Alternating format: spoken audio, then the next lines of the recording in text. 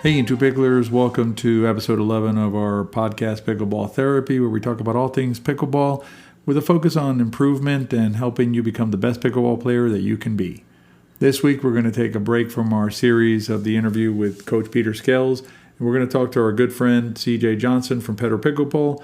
This week's interview, CJ shares with us some tips and ideas and skills that we can bring to the court where we can feel more comfortable on the court, more confident on the court while we're out there.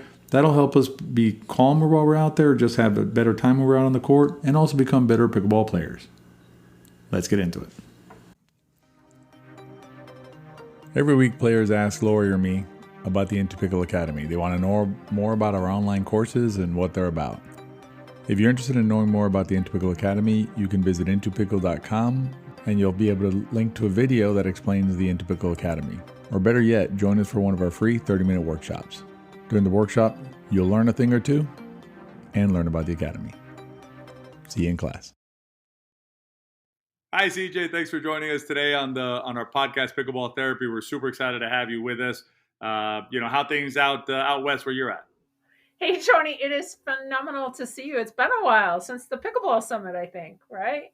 That was a lot of fun, CJ. A lot of fun. I really appreciate you having me on that. But how things going? What's going on with you? Talk to me.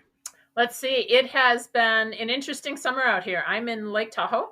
And so, of course, we've had, as many of you in the country have had, we've had limited play in certain places because of COVID and everything that's happening in our world. And now that it should finally be, we'd be able to get outside a little bit. We've got some fires that are not so far away, which are keeping us off of the courts. So that part, in terms of the pickleball world, that part is a little bit of a bummer. But that's okay, because it's given me some time to work on the channel and focus on some new projects that are coming up. Nice. Yeah, it's almost like especially out west, you guys went from like the invisible wildfire, which is still kind of rolling around out there, to like this, like, oh man, I see actual fire coming my way, so let me get out of here. It's nuts. It's crazy. It is. In fact, I was talking to somebody from Seattle today, and she was saying they never really get bad weather in Seattle. And this weekend they couldn't play pickleball because the winds changed and she was socked in. And I said, yeah, I know the feeling. I walked outside this morning and there's this little layer of ash all over everything, even though I'm, as the crow flies, probably more than 100 miles away from some of the closest fires. So it's pretty weird out here. It's a little surreal, isn't it? It's like kind of like you just go out there with the ash and stuff. I mean, it's kind of weird and kind of surreal, I think. Not good for your pickleball game, especially if you're sucking wind. Yeah. True, exactly. So, anyway, well, now we're talking about pickleball. Let me ask you something, because we've been really focusing on the podcast recently on mental and emotional part of the game.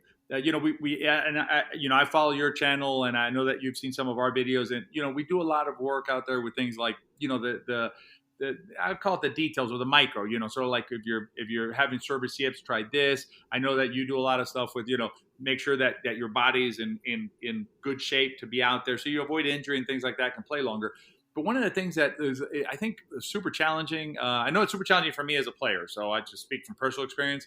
And I know that, players that talk to me all the time about, when are you going to do some videos or videos more, but when are you going to do some videos on mental toughness and things like that? I actually like the idea of thinking about it as mental and emotional training, which is how Coach Pete talks about it in his book and how he and I have been talking about it. But I thought it'd be interesting if maybe you and I could talk a little bit about, going back to maybe a little more of not the skills necessarily, but confidence. I think a lot of times what I find is players, they get rushed out on the court. They feel rushed, they feel pressure, they feel stress, they feel anxiety when they get out there. And obviously there's some things you can do, I think, if you can reach this sort of Buddhist Zen-like place where it doesn't matter what happens on the court, you're going to be like super chill, pop the ball up. It's an illusion or something, whatever. But it's not, it seems like until we get to that heightened state of awareness, right? That just having confidence and just knowing that, if I'm doing the things that, CJ and Tony, talk about in terms of fundamentals, things like that, even though I haven't mastered it yet, just working on those things is going to basically make me a more comfortable, a more confident player, which will make me more comfortable. Kind of give me some thoughts, CJ, or what you're seeing just, in that world.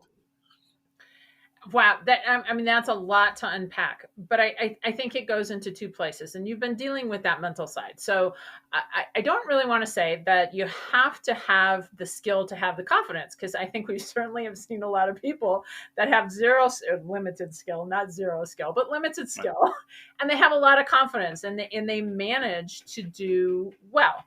But let's talk about the skill side first. It's pretty hard for most people to have confidence if they don't have the basic skills. And so what I always talk about, and I don't think it matters if you're a brand new player or if you're 3-5 moving to 4-0 or even a 4-5 player. Uh, what separates the levels is consistency, right? Is who is the most consistent on the court time and time again. And I always try to focus people really on those first three shots, right? Your serve, your return, and whatever you choose for the third shot, whether it's a drop or a drive or a lob. Okay, whatever it happens to be.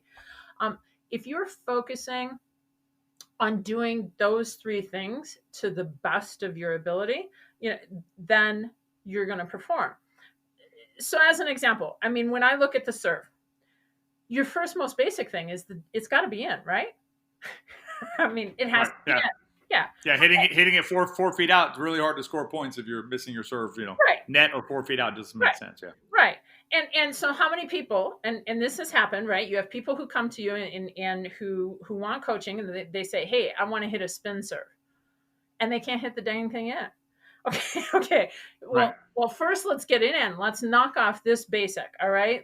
Let's teach you to make a consistent motion so that serve is in the box. Let's just argument's sake say 98% of the time. I mean, if you watch the top level pros, how often do they hit a serve out? Right. Not even once a game, right? Not generally. I mean, when somebody And actually misses the serve. I would also say, CJ, that if you look at the pros serve, not all of them, because you have Ben Johns, Ty McGuffin, there's some exceptions to the rule, but many pros serve rec play serves, basically just high, deep serves. They're not trying to do anything fancy. You don't see them cutting balls. You never see them hit that little cut shot serve that every rec player dreams of. That little kick out serve. They don't hit that serve because there's no money in that. They're just like, why am I going to do that when if I serve it down the middle or serve it reasonably, I'm going to be fine. So yeah, Right. definitely. Right. So to me, it's always looking, okay, first get the serve in. Now, how do you create an error from the returner, right? Well, the thing is either go to their weak side or start to make a move. So how do you do that with your serve, right? So to me, the next thing is getting that serve back in the box, making sure that serve is deep. Then we can talk about power. Then we can talk about spin. But those are kind of like, I'm originally from Wisconsin, right? And, got the brick wall behind me, right? I like bricks. You can tell I like bricks. So it's kind of like building blocks in bricks. Put one thing on top of the other. And I think that confidence comes from knowing that I can always get that serve in, right? That's a story that I tell myself. I can always put this serve in. And then you start adding on to that to become a more consistent player. So if you did those things in the first three shots, the serve, the return of serve, and then the third shot, you're going to be pretty darn tough to beat at most levels. Right? Agreed. You start to get into that 4-5, 5-0. Okay, I'll give you there. You need to start doing some different things. Okay. But Right. up to a 4-0, 4-5 level, you're going to be one of the people who's winning a lot, and you're going to have confidence from that because you can keep the ball in play.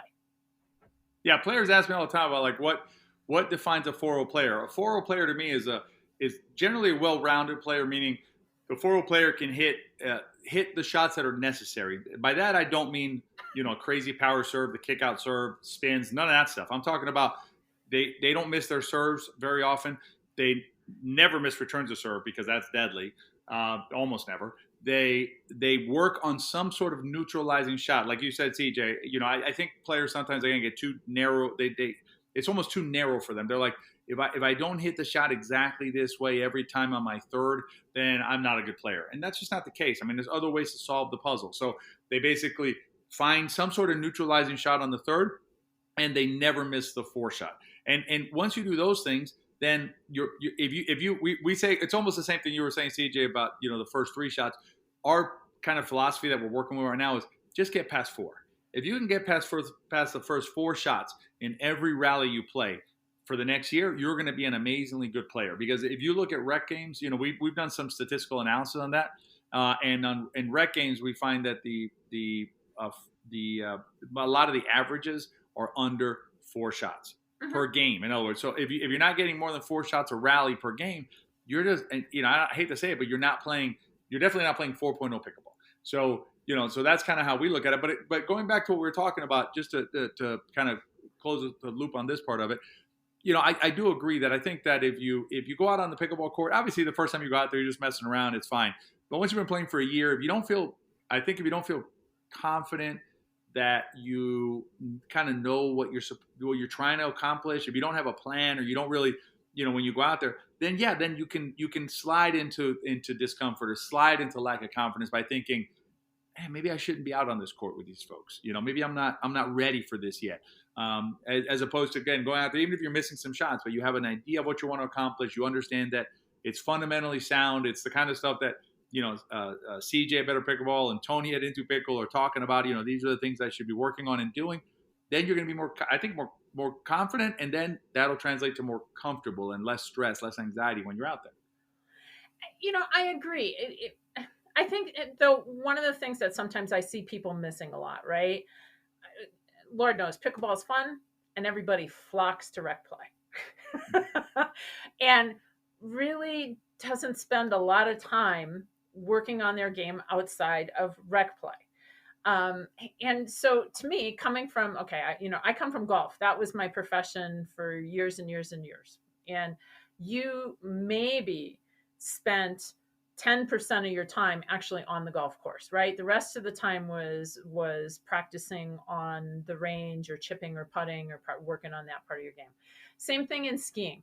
When I'm out and I'm skiing and I'm working on my skiing, I'm not working on pole plant and my feet at the same time. I can't think about 2 things at once, Right. So rec play for us pickleball players, as much fun as it is, I think can be a really big distraction. There is something to be said for true practice. And that doesn't mean you have to go out there for hours and make it boring. But if you're working on making, let's just go back to the serve, because I was using that analogy. If you're working on making that serve more consistent, and you happen to know that you're not making contact in the same place in front of your body, right? So you're not making contact there. You just need to go out and maybe spend 10 minutes, and this could be 10 minutes before you play rec, just hitting serve after serve after serve, but focusing on one thing. Not whether or not the serve goes in, not whether or not, my paddle did this or my arm did this. If you're focusing on contact, you need to drill down and focus on that contact position, that one and only thing.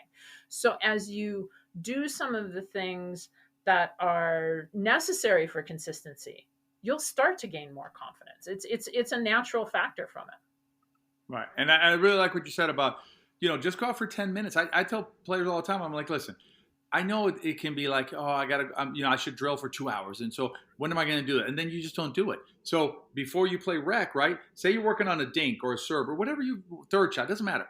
Before you start playing, say, I'm going to do 5 minutes, 10 minutes, even better, right? I'm going to do X amount of time before we start playing. I'm going to get my friend, John or Bob or Mary or somebody to stand out there and just work with me for 5 minutes. No one's going to complain if you say, hey, can you work with me on this for 5 minutes? If you say an hour and a half, hopefully they'll work with you, and that's awesome. But if they don't do that, don't just like shelve drilling or shelve training because I don't have an hour and a half or no one will do it with me. Right. Do 5 minutes, do 10 minutes. And I think really little by little, you'll add that brick, like CJ said, add that brick, to your thing. CJ, let me ask you a question about because I do like the brick analogy. I think it's really, is it an analogy or a metaphor? You can tell me later, but one or the other. You know what I mean? I always get those. I can't get those straight, but whichever it is, the brick over brick over brick. One of the things that I find that is very limiting for a lot of the players who I work with is basically it's TMI, right? It's like this flood of information out there. And, we have right now something like 150 videos. You have something around that, maybe more. Primetime has a gazillion videos. Barrett's got a million videos. I mean, it's great. There's a lot of content, which is good if you can focus on like a thing you need to work on. The problem comes when like, I just watched CJ's video that said to do this, and then Barrett's video said to do that, and then Jordan said something, and then I said something, or I'm trying to work on 4 skills at one time. It's just impossible. It's almost like going back to the brick thing, right? It's like I got to lay the one brick. I got to put that, I think it's mortar, right? I got to put that mortar down. I got to lay another brick. I can't be like, let me get 12 bricks and all of a sudden they're magically on the wall. That's not going to happen, right? So, to me, what I've been telling those folks, I'm like, listen, just find something. And I'm going to tie something else to, so 2 things at one time. So the other thing is, so find something, but find the thing that will give you the biggest bang for your buck, right? So for me, for instance, if you're not locking down the NVZ after return to serve, you can't win pickleball. You will not win pickleball games if you are not getting up to the no volley zone before you hit your 4 shot. So I don't care about other things. I don't care. Frankly, I don't care if you ever pop the ball up. I don't care. You can pop it up all you want. As long as you're getting to the MVZ first, then whatever happens after happens after. So that's an example of something I would say. If you're not doing that, that to me is priority number 1. That's the big brick that you need to work on before you start adding all these other things that you want to add. So I think kind of like the flood of information combined with like finding the best thing to work on or the highest value thing to work on is what I've been working on. And I don't know, CJ, if that makes sense to you or whether you think I'm out of my mind. So Absolutely. I am not sure if there's more coaches in pickleball or coaches in golf. I mean, I, I'm like, one of the first things that I always tell people who are brand new to either sport is I've always said, okay, just by the fact that you are a beginner, it's like you're wearing this sign on your head that says, feed me information. And not all of it is good. That's the problem. Sometimes the information's taken out of context. Sometimes it's a beginner getting like an advanced snippet of what they should be doing. And I'm with you, Tony, because when we're confused, we don't perform. When we're thinking about what am I supposed to do when I get up to my 4 shot, right? If I'm confused about why something has to happen, I'm not going to perform well. So one of the things that I always tell people is when you get advice, and I don't care if this is from somebody that you're on the courts with in rec play, or if they are talking to you and I, why? Ask why. Why do I want to do that? What is the reason behind me running to the non-volley zone, right? And so the minute you get somebody, and we'll use your example of getting to the non-volley zone, right? I always use the term on a returner, hit and run, right? Hit the shot, hit and run. All I want you to, it's the only time that it's legal to hit and run is right now on the pickleball court, right? And once they understand that you're shortening the distance between you and your opponents and that this is what it does for you, and they get that full explanation of the strategy, and then they get the reminders, right? Because how many times, I'm sure you've had to do this too, you're sitting out on a court and you've had this discussion, you've given them the strategy, they understand the concept, but they're so into their habit that they hit and stay instead of hit and run. So you literally have to be sitting on the side of the court going, run, get to the non-volley zone, get up to the non-volley zone. When people do that though a few times, then they get it, right? They understand the concepts. So that's one of the things that I always tell people is when you're getting this advice, no matter who it comes from, is what's the strategy behind it? Please help me understand why I want to do this. Why is and I love that. I love that, CJ. That's something that we are super and I think this is something that you and I both see the game similarly from this angle, which is basically you have to explain the why. I mean, I've gotten one of the first videos we did that gained some traction. It had to do with the backswing. So at that point, it was the number 1 error in pickleball, backswing, things like that. So, and I'm explaining the whole backswing thing. And most people appreciate it. Most people watch it. I think they appreciated the information. But you had a decent number of people who were like, guy talks too much. Just show me what to do. And I'm like, but how's that going to help you? How is me like just showing you, okay, here's how you hit this shot. If you don't know why you hit it, when to hit, then how can you, when you play a game, you're out in the wilderness without a compass, you know what I mean? Because you're just like, you don't know why, for instance, let's talk like the four shot, right? So the four shot, and I'm sure you're the same, which is basically the philosophy is keep them back. So basically that's why we have a punch volley. That's why there's this thing called a punch volley. So it's basically keep them back as far as you can. But if you think that's the four shot and just the four shot, then what happens with a six shot and the eighth shot if they're not in yet? If you don't understand the reason for it. Now, if you understand the reason for it, you're doing it on the 20th shot. You don't care about it being like the four shot punch volley. It's the any shot punch volley if it makes sense, because I know why I hit that shot and I understand what I'm trying to do. So yeah, definitely the why to me is such a big thing. And I do agree with you, CJ. I think that would flesh out a lot of bad information, or not flesh out, but ferret out or whatever, screen a lot of bad information, because you're like, well, tell me why it's forehand in the middle this time, especially with forehand in the middle when the forehand was 5 feet off the line, still moving, and the backhand was standing at the NVZ. I don't know, maybe that's better. So yeah, definitely, I love that tip, and I'm gonna tell my people why. Give me the why. And one more thing I'll mention on this is that we just did an IPTPA certification, and that's one of the things we really focused on with the new instructors, right, that were in that course was, when they're talking about, because they have to basically, they have to teach, right? So it's basically they have to show us they're teaching. And so one of the things we really focused on with them was, you're talking about, say, the long dink or, the third shot long dink, right? And, well, I mean, the players that you're talking to, why am I hitting that shot, right? So if you don't explain to them the context and why you're hitting the shot, then it's just not the same, just to tell them, drop it in the kitchen.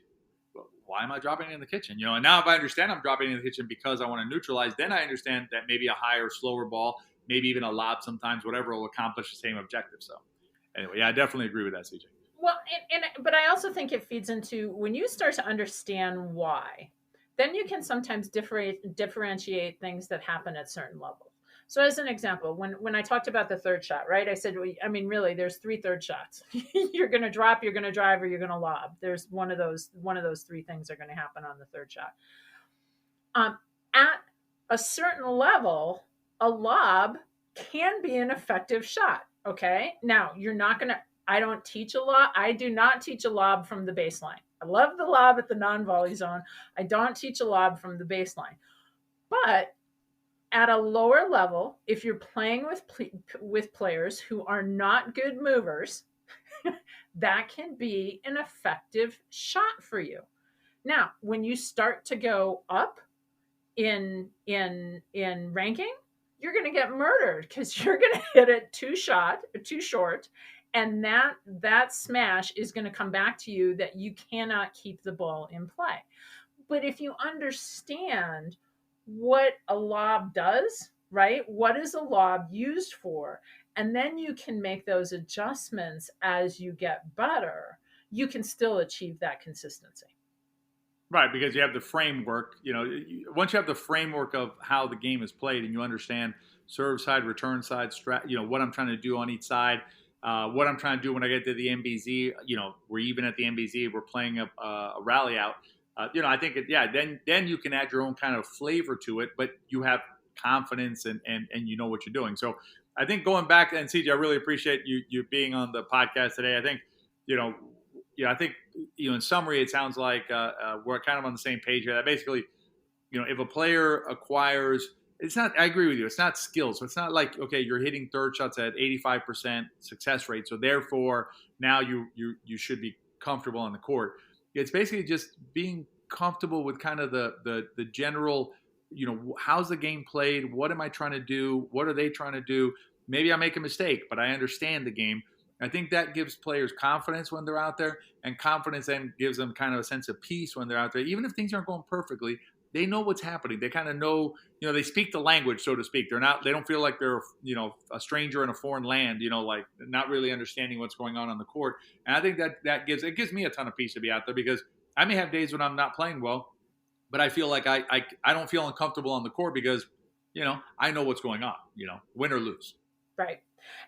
One other thing, Tony, that I think is that really adds to confidence, and I know it adds to confidence for me personally, and I've seen it add to confidence for students, is skinny singles. And I think that singles gets, number one, it gets way too bad a rap. Oh no, I can't move that. I can't move that much, right? Look online. I've got some footage of the 80-year-old singles matches at nationals from a few years ago. There's a couple 90-year-olds out on the East Coast playing singles. So I got news for you. If they can play singles, anybody can play singles, right? But skinny singles, where you're only using half the court, you're using either a straight down line or the combination of the down line and the cross court. Skinny singles, it does two things. I think it makes you aware of really placing the ball. I think that too many times in this just comes from people just don't have a target, right? They're not thinking, I want to hit this shot X. I want to put this shot over here. I want to do this with it. That people don't have a target. And if you don't have a target, you're not giving your mind the program that it needs to perform the swing that you're looking for. Okay. I mean, just plain and simple, it's not there. You have to program, you have to tell your mind what it is that you want to do. So when you're playing skinny singles, because you're only using half the court, you are now more target aware, right? So you see that. You also end up, you were talking about the four shot on skinny singles. If you cannot get that deep return to the back, you're going to be caught short of the non-volley zone unless you're Speedy Gonzalez. Okay. Okay. Right. You're going to have to figure out a way to get yourself up there on the next shot. So there's all these things that open up because of that game. And this is something you don't even have to go out and play skinny singles for 2 hours. Go play it. Skinny singles for 2 hours is hard. A lot of work, yeah. Do it, like you said, 10 minutes while you're trying to warm up to play doubles. And I think that game can give you so much confidence in because it opens up your mind as well as it narrows down your shot making. And I like what you brought up. It reminded me of something, what you brought up about kind of having a target. Like the target to me, listen, you're not going to hit the target every time because we're not robots, right? We're not automatons that, okay, target here, arc a ball, and we execute it perfectly. So we're going to make mistakes. But the confidence is, I know what I'm trying to accomplish. What I find is, and you probably do too, CJ, with students is, some of the part of the clinic will usually have some gameplay, just regular play. And so I'm watching, and so I'll stop after the rally, and I'll say, I'm going to pick on you, CJ. CJ, why'd what were you thinking when you hit the ball over here? And CJ will look at me and say, I hit the ball there. I mean, and I'm like, yeah, you hit the ball there, and basically, and I'm not trying to be critical, but it's like the player has no idea where the ball went, why it went there, or anything. So, and I can see how, like, if that's what's happening, right, when you're playing.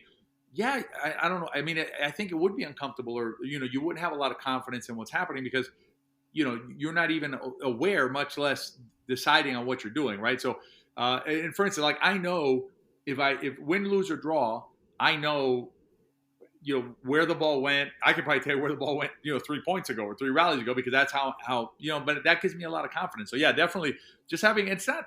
I don't want to make it sound like you have to have like a complete game plan before you go out to the court. So you need to have like a written down thing about everything you're going to do.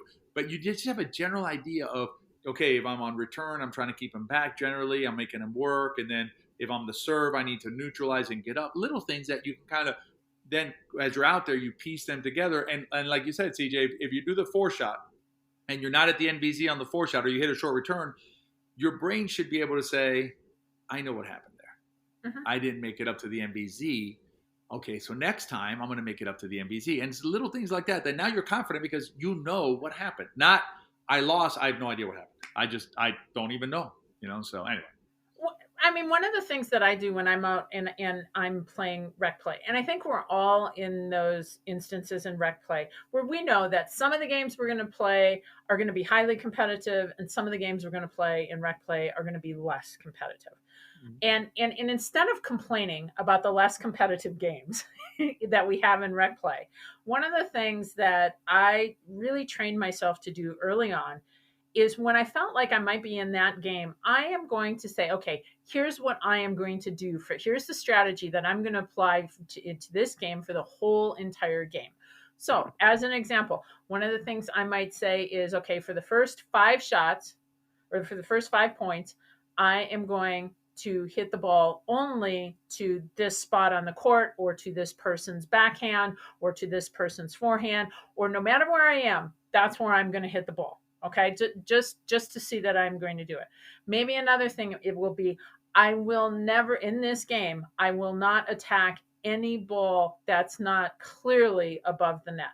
Right? I mean, right. In this, whenever I'm the returner, I'm going to return it down the line, because I think most people return cross court or to the center. I think there's great strategy in doing to the center. I'm not saying that that's not a good strategy, but that shouldn't be your only strategy, right? Is I'm going to do that. If I'm the server, maybe in this game, every time I serve, I'm going to serve a different serve every time I pick up the ball. Now, here again, don't take all those things. Each one of those is its own building block, right? Don't throw all those bricks together and then go, oh crap, I got this big old pile, right? Because you're trying to do 10 things during the game. One thing at a time. Pick one thing, stick with it for that entire game. And then maybe the next game you do the same thing, or maybe you do something completely different. It depends, but it's a great way to start to bring some of those skills and strategies into your pickleball game, so that when you get into those more competitive games, you are reacting somewhat on habit, right? You're looking for openings, and you're seeing where that opening is, and now you're able to take advantage of it because you've drilled and developed a habit. And the key to me of what you're saying, CJ, and it makes a lot of sense, is basically you're playing with intentionality. And the intentionality is, it could just be, I'm just going to be very aware of how the rallies are ending. So if they're ending in my favor, I know what happened. If they ended against me, I know what happened. It could be exactly what you said. You know what? I'm at a stage in my development that I want to start moving my returner serve around. No sweat. Then start moving that return around. But you're playing with intentionality and purpose, and I think that kind of purpose then brings or breeds, I don't know, confidence and then comfort, which is really important. So, CJ, listen, I really, really appreciate your time and willing to share with the listeners these great ideas. I know where to get a hold of you, but would you mind? I know that obviously you're a pickleball professional. In the sense that we instruct, we're out there, we're sharing pickleball knowledge. I know that you're also very knowledgeable in well-being, personal well-being and things like that, particularly for players and just individuals, persons over 50, taking care of their body and things like that. So if our listeners want to get a hold of you, CJ, what's a good way for them to do that? You can find me in two places. You can find me at my website, which is betterpickleball.com, or you can find me over on my YouTube channel, which is betterpickleball.com on YouTube. So either place. All right, so the CJ, it should be Best Pickleball because you'll find it there, but betterpickleball.com and also Better Pickleball on YouTube. Check out CJ's stuff on there. Her videos are really informative and helpful and really help you step up your game. And go to her website and check out what's going on. Thanks a lot, CJ, for being on with us today. Thanks for having me, Tony. It's great fun as usual. Want to thank CJ from Better Pickleball for being on this week's podcast. I hope that this information will help you become a more confident and comfortable player out on the court. Remember that pickleball's for everybody. There's nobody who's more deserving or less deserving of playing this awesome sport. So when you're out on the pickleball court, enjoy yourself out there, get some good exercise in, hopefully get some good games in, and have a nice day. Join us next week. We'll continue the series with Dr. Peter Scales on mental and emotional training. Till then, stay safe out there.